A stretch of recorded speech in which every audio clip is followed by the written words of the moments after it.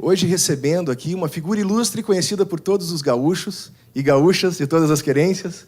O senador Lazier Martins, muito obrigado por nos receber aqui no seu gabinete. Como foi a sua trajetória? Quem era o Lazier antes da vida pública? Muito bem, Tobias, prazer em recebê-lo aqui, telespectadores do Canal 14 da NET. Olha, Tobias, a minha vida é muito simples e muito fácil. Eu, desde muito jovem, desde os 16 anos, me meti na comunicação. Sempre tive muito gosto por rádio, desde pequeno, e gostava de futebol. Foi o caminho por onde eu entrei. Eu entrei em rádio aos 16 anos de idade, lá na rádio da minha cidade, onde morei, a minha infância e juventude, Rádio Montenegro, do município de Montenegro. Trabalhei lá durante um ano e pouco. Ao completar 17 anos, eu vim para Porto Alegre para estudar no Colégio Júlio de Castilhos, onde tinha passado no exame de seleção para fazer o curso clássico, depois de ter feito primário e ginásio em Montenegro. E, em Porto Alegre, ingressei na radiodifusora, onde trabalhei ainda menor de idade, aos 17 anos, hoje a Bandeirantes, e depois passei para a Rádio Guaíba, onde fiquei 24 anos e meio, Rádio Guaíba e Correio do Povo. E quando houve a derrocada da Calda Júnior, que era a empresa que reunia Correio do Povo, Rádio Guaíba, Folha da Tarde, TV Guaíba, eu fui para a RBS e RBS TV. Trabalhei durante 2 anos na Zero Hora e trabalhei 27 anos e meio na Rádio Gaúcha e 26 anos, ou quase 27 anos também na RBS TV. Depois sobreveio a TV Com, aí fiz paralelamente Rádio Gaúcha, RBS TV e TV Com nesta durante 18 anos no programa Conversas Cruzadas. Então isso significa a minha vida inteira, desde um pouquinho antes de me tornar adulto, desde antes dos 18 anos, eu vivi na comunicação, 53 anos na comunicação social. Fiz todo tipo de cobertura que pode se imaginar na história. Fiz cobertura de polícia, de justiça, de feiras, de futebol, de Copas do Mundo, de Guerra do Golfo, enfim. Muitas viagens, assim, inclusive perigosas, né? A Guerra do Golfo foi uma viagem perigosa. Eu fiquei 31 dias entre Amman e Israel, durante aquele período que era perigoso. E o senhor se sentiu em perigo real em algum momento? Num determinado dia, sim. Houve um comício numa praça de Amman, e eu, como jornalista americano, e todos eram confundidos como se fossem jornalistas dos Estados Unidos, que eram encarados antipaticamente pelos jordanianos, que era onde eu estava, na Jordânia, próximo do Iraque. Houve um comício e alguém me identificou como um jornalista da América, que eles achavam que era da América do Norte. Então houve uma ameaça, onde eu e o meu intérprete árabe tivemos que fugir e correndo senão mesmo. Seríamos apanhados em todo sentido.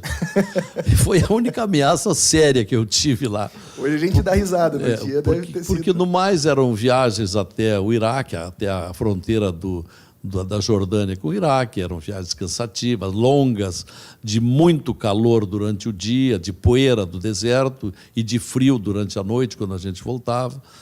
E tive lá durante todo esse tempo.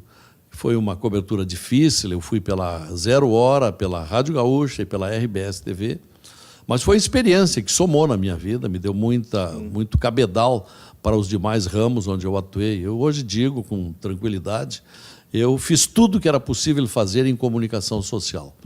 E de uns anos para cá, eu comecei a sentir uma necessidade de mudar.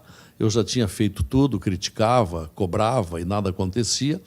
Senti um entusiasmo, uma inquietude no sentido de ir para a política. Por várias vezes fui convidado e houve um determinado momento que eu cheguei à conclusão que estava na hora. O próprio programa Conversas Cruzadas, ele tinha um viés bem político, empresarial, então o senhor lidava diariamente com os políticos. Qual é que era a sua impressão naquela época e a sua impressão hoje, estando do outro lado? O Conversas Cruzadas realmente, e hoje eu tenho o prazer de contar aqui no meu gabinete com aquele que produzia o programa durante 18 anos, que foi o jornalista Rogério Carboneira, que por sua competência eu o convidei, quando fui eleito, para que viesse continuar trabalhando comigo. Ele era o produtor do programa. E nós formávamos uma dupla que se entendia muito bem com relação às pautas. E eu dei um viés sempre para a área política e econômica. E isso se caracterizou como um programa de grande interesse, e onde nós já estávamos assistindo a derrocada da política, que não parou mais e continua até hoje, a tal ponto que a descrença na política hoje é muito grande e nós precisamos reabilitar o bom conceito, porque a política é indispensável para a vida de todos. É através da política que se administra um município, um estado, um país, e isso está hoje mal encaminhado. E aí eu concorri a um cargo que foi de grande risco, porque era uma única vaga, e tendo dois candidatos muito fortes, que eram Pedro Simão e Olívio Dutra, além de outros 6 candidatos, né? E foi uma eleição difícil, mas eu, desde as pesquisas, despontava e tive a felicidade, e agradeço muito aos 2.145.000 votos que me deram, e que me dão hoje a responsabilidade de representar o Rio Grande do Sul no Senado. Eu lembro bem desse dia, foi um dia que toda a imprensa dizia que o senhor não iria ganhar, e até ocorreu um fato que no momento em que deu o resultado, o senhor deu aquele desabafo, né, falando que realmente não podia fazer isso com o coração de uma pessoa, né? Houve assim uns poucos jornalistas que não queriam que eu me elegesse. Bem identificados, que eu prefiro não citar aqui, mas grande parte da população sabe de quem se trata. Por razões ideológicas, pessoas de extrema esquerda, e eu não sou de extrema esquerda, eu sou um político de centro, que eu acho que no meio está o equilíbrio, e vi como é que se diz, no centro o mérito.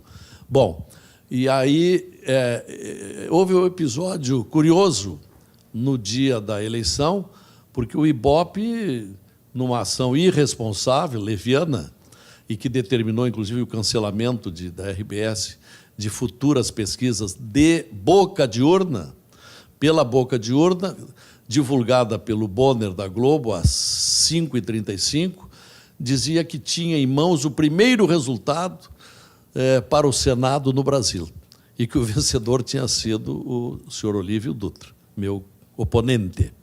Bom, acontece que depois viemos a descobrir, na investigação feita, que a pesquisa de boca de urna tinha sido feita às 10 horas da manhã e apenas no trajeto da região metropolitana, Porto Alegre, e pelo Transurb, exatamente municípios onde eu perdi. Canoas, Esteio, Sapucaia, São Leopoldo, municípios onde eu não tive a felicidade de vencer. Mas, em compensação, eu venci de goleada em Caxias do Sul, com o dobro do segundo colocado, em relação ao dobro do segundo colocado, toda a zona serrana, zona norte do estado, não é? E, enfim, tantos municípios que me deram a vitória. Foi um episódio que eu levei um grande susto, porque eu estava assistindo, a minha filha entrou em desespero. Eu disse, olha, é do jogo, pode ser, só eu não acredito. Porque o Jefferson, do Instituto Métodos, tinha me ligado ao anoitecer do sábado, dizendo, fiz o levantamento em todos os mapas aqui, para saber quem ganha para o governo, para o Senado, etc. Você vai ganhar com 2,1 de vantagem. E deu na mosca, deu exatamente a minha vitória aqui. Mas é uma das tantas experiências, né, Tobias? E o senhor falou agora sobre direita e esquerda. Esse é um assunto bastante controverso aqui no Brasil, especialmente porque a direita, o termo direita e esquerda nasceu na Revolução Francesa, ela teve uma fonte muito específica, de um momento histórico bem específico.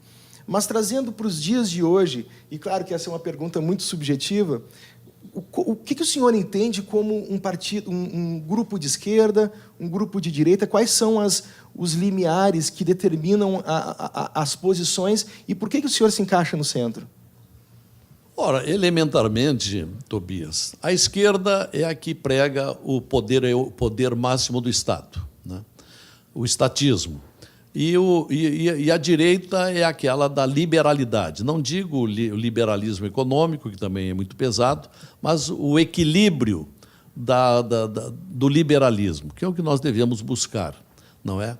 Porque esse estatismo não deu certo em parte nenhuma. Fracassou na Rússia, fracassou em Cuba, atualmente é responsável por um atraso impressionante da Coreia do Norte, e a própria China, que em números era o maior país comunista do mundo, o maior país de socialismo radical, hoje tem na política o comunismo e na economia o capitalismo absoluto, a tal ponto das joint ventures, das parcerias que semeou por lá e reparte os lucros. E só assim cresce há 15 anos a uma taxa de 6% a 12% ao ano. Por quê? Porque deixou de ser socialista na economia.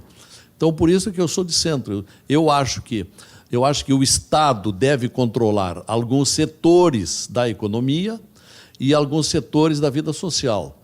Deve cuidar da educação, da saúde, da justiça, da segurança. Isso são responsabilidades do Estado. Agora, os outros setores devem ser da iniciativa privada, com fiscalização e regramentos, para não se permitir o totalitarismo, o liberalismo total. O equilíbrio, em tudo na vida o equilíbrio. Por isso é que eu digo, eu sou de centro. Agora, são conceitos, esquerda e direita, que estão hoje em franca decadência. Hoje o que existe são os rápidos e os lentos, aqueles que fazem desenvolver um país e aqueles apegados a este esquerdismo absurdo e que atrasam os países onde estão, como é o exemplo da Venezuela, é o mais escancarado exemplo.